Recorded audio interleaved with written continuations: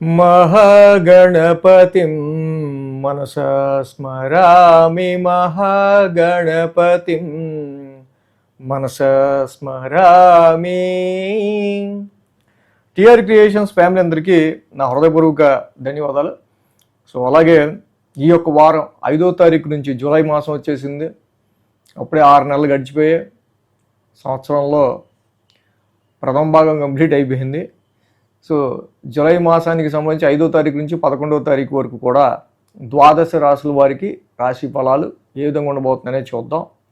ఈ వారం major ట్రాన్సిటల్ change విషయానికి వస్తే బుధుడు ఇక్కడ ఈ రాశి జనరల్గా గోచారంలో మళ్ళీ తిరిగి మిథున రాశిలోకి వస్తూ ఉన్నారు. ఆయన వక్ర స్థితిలో సంచారం చేస్తున్నారు బుధ భగవానుడు. అలాగే శుక్రుడు కూడా ఈ వారం ప్రారంభం నుంచే సింహరాశి కేతువుతో కలిసి ఆయన కూడా యుతిలో ఉంటూ ఉంటారు. ఇక మీనంలో శని, వృషభంలో కుజుడు, మిథునంలో రవి బుధులు, ఉచ్చస్థితిలో గురుడు కర్కాటక రాశిలో ఇప్పుడు లోన్లీగా ఆయన గోచారంలో ఉన్నారు. శుక్రకేతువులు సింహరాశిలో, కుంభంలో రాహు.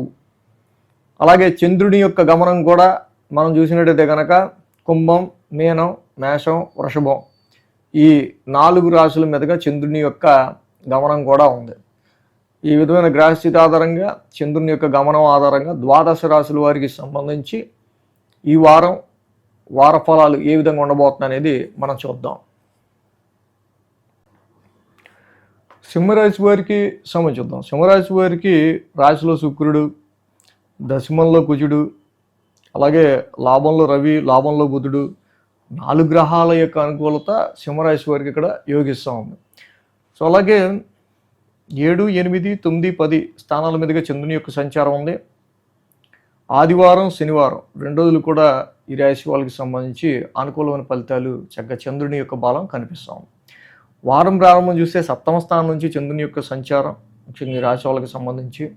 సో వ్యాపార పరిస్థితుల రీత్యా ఈ రాశి వాళ్ళకి కొంచెం ఖర్చులు పెరగడం కావచ్చు. కొన్ని సందర్భాల్లో చేసిన అప్పులకి సంబంధించి కొంచెం వాటిని తీర్చడానికి మళ్ళీ అక్కడి నుంచి డబ్బులు తీసుకురావాల్సిన పరిస్థితులు కావచ్చు. ఇలాగే ఎక్సీడెడ్ ఆఫ్ ఎక్స్పెండిచర్స్ అనేవి ఎక్కువగా కనిపిస్తూ ఉన్నాయి. కాబట్టి సో ఏదైనా సరే ఉన్న వ్యాపారాలని, ఉన్న స్టాక్ని జనరల్గా వాటిని ఫస్ట్ మనం డిస్పోజ్ చేయడానికి ఎక్కువ ట్రై చేయాలి. ఉన్నదాన్ని ఉంచుకుని ఇంకో ఇన్వెస్ట్మెంట్లు తెచ్చుకుని పెట్టుకుని ఇలాంటిది ఎక్స్ట్రా బర్డెన్ పెట్టుకోకుండా ఉండటం మంచిది. అలాగే మ్యారేజ్ మ్యాచెస్ చూసే విషయంలో అయినా, కాంట్రాక్ట్ పరమైన విషయాల్లో అయినా, బిజినెస్ డీలింగ్స్లో అయినా జాగ్రత్త అనేది అవసరం.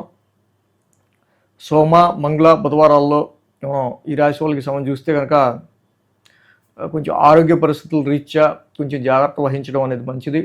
కోర్టు కేసెస్ కావచ్చు, రుణరోగ శత్రుస్థానం దానికి సంబంధించి లోన్స్కి సంబంధించి అయినా, సో ఇలా కోర్టు కేసెస్, కొన్ని కన్ఫ్లిక్టెడ్ మ్యాటర్స్కి సంబంధించిన విషయాల్లో అయినా, సో ఆఫ్టర్ ఈ లాంగ్ ఇయర్స్ తర్వాత అంటే 30 years తర్వాత కొన్ని అన్ఎక్స్పెక్టబుల్ సిచ్యువేషన్స్ అనేవి 20 ఆస్కారాలు ఉన్నాయి. కాబట్టి ప్రతిదీ కూడా కొంత జాగ్రత్తగా సింహరాశి వాళ్ళు ప్లాన్ చేసుకుంటా ముందుకు వెళ్ళడం అనేది మంచిది. సోమ, మంగళ, బుధవారాల్లో అటు ఆరోగ్యపరంగా ఏంటి, తీసుకునే డెసిషన్స్ పరంగా ఏంటి, అన్ని విషయాల్లో కూడా కొంచెం కేర్ అనేది అవసరంగా కనిపిస్తుంది. ఉద్యోగ పరిస్థితుల రీత్యా కావచ్చు, వాటిల్లో కూడా కొంత జాగ్రత్త. And family and finance position రీత్యా కూడా. సో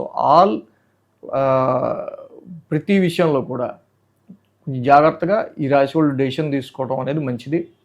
గురు శుక్రవారాల్లో భాగ్యస్థానంలో చంద్రుని యొక్క సంచారం, అలాగే ఆ రాశి అధిపతి కుజుడు చక్కగా ఈ రాశికి మంచి యోగకారకుడు, సింహరాశికి వెరీ బెస్ట్ ఫ్రెండ్, కావాల్సిన వాడు, చాలా దగ్గర వాడు కుజుడు. అలాంటి కుజుడు 10th హౌస్లో ఉన్నాడు. సో కాబట్టి వృత్తి ఉద్యోగాల రీత్యా ఏంటి, ప్రొఫెషన్ రీత్యా ఏంటి చాలా ముక్కుసూటిగా కెరీర్ పరమైన విషయాల్లో మాత్రం చాలా బాగానే మీరు పెర్ఫామ్ చేసే ఆస్కారాలు, మీ విల్ పవర్ అక్కడ బాగా ఉపయోగపడే ఆస్కారాలు కనిపిస్తూ ఉన్నాయి. దానికి ఆరోగ్యం సహకరించాలి, ఫ్యామిలీలో ఇబ్బందులు రాకుండా ఉండాలి. సో ఇలాంటి డిస్టర్బెన్సెస్ రాకుండా ఉండాలి అంతే. అలాగే వారాంతానికి మనం చూసినట్టయితే కనుక ఇక్కడ ఆ 10th హౌస్లోనే చంద్రుని యొక్క సంచారం, ముఖ్యంగా 10th హౌస్లోనే చంద్రుని యొక్క సంచారం ఉంది. చంద్రుడు అక్కడ దశమ స్థానంలో యోగిస్తాడు, కుజుడు 10th హౌస్లో ఉన్నారు. ఇద్దరు యోగించే గ్రహాలే. సో అలాగే ఈ వారం నుంచి కూడా బుధుడు రిట్రగ్రేడ్ అయ్యి లాభస్థానంలోకి వస్తున్నాడు, మళ్ళీ తిరిగి లాభస్థానంలోకి లాభాధిపతి వస్తున్నాడు. సో కాబట్టి డెఫినెట్గా పోయినవి ఏమన్నా దొరకటం కావచ్చు. అలాగే కొన్ని సందర్భాల్లో కొన్నిసార్లు నెగోషియేషన్ ఏదన్నా ఒక విషయం గురించి బేరం ఆడామనుకోండి, దేని గురించి అన్న, సో అప్పుడు కొంచెం ఎక్కువ చెప్పింది ఇప్పుడు మనకి తక్కువే రావచ్చు. లేదా కొన్ని సందర్భాల్లో ఆర్థిక పరంగా, ధనపరంగా, కుటుంబ పరంగా కొన్ని విషయాలు కలిసి రావటం కావచ్చు. ఇలాంటివి కూడా మనం ఎక్స్పెక్ట్ చేయొచ్చు. ఒక్కటే ఉన్నదల్లా ఏంటంటే శని యొక్క అష్టమ స్థాన స్థితి సంచారం వల్ల మాత్రమే ఈ సింహరాశి వాళ్ళకి, అలాగే గురుడి యొక్క 1000 స్థాన స్థితి సంచారం, ఈ రెండిటి వల్ల సో మెయిన్గా మనం ఎంత సంపాదించినా ఎంత ఉన్నా కొంత మనకి డల్నెస్ అనేది రావడానికి కారణం. సో ఈ 2 దోషాలు కనుక తగ్గించుకుంటే కేజింపావు మినుము, ఇక్కడ నల్ల నువ్వులు, ఒక బ్లాక్ క్లాత్ శనివారం పూట శనికి అభిషేకం చేసుకుని దానం ఇచ్చిన, కేజింపావు శనగలు, ఒక ఎల్లో క్లాత్ గురువారం దానం ఇచ్చుకున్న, సో ఈ శనికి గురుడికి దానాలు, అలాగే శనికి తైలాభిషేకం చేయడం ప్రతి శనివారం, గురుడికి దత్తాత్రేయుడి ఆరాధన చేసుకోవటం, ఆయన ఆలయానికి వెళ్ళి దర్శనం చేసుకోవటం, ఆ నవగ్రహ శాంతి మంత్రాలు చేసుకోవడం వల్ల మనకు వచ్చే మేజర్ ఇబ్బందులు ఏమైనా ఉన్నా అవి మళ్ళీ మనకి చక్కగా పాజిటివ్గా మారే ఆస్కారాలు ఉంటాయి. సో కాబట్టి ఆ గ్రహశాంతి మంత్రాలు కూడా డిస్క్రిప్షన్లో ఇస్తాం కాబట్టి సో అవి కూడా చక్కగా రోజు చదువుకుంటే ఇంకా మంచిది. ఈ వీడియో కనుక మీకు నచ్చినట్లయితే లైక్ చేయండి, షేర్ చేయండి. మరిన్ని అప్డేట్స్ కోసం సబ్స్క్రైబ్ చేయడం మాత్రం మర్చిపోకండి.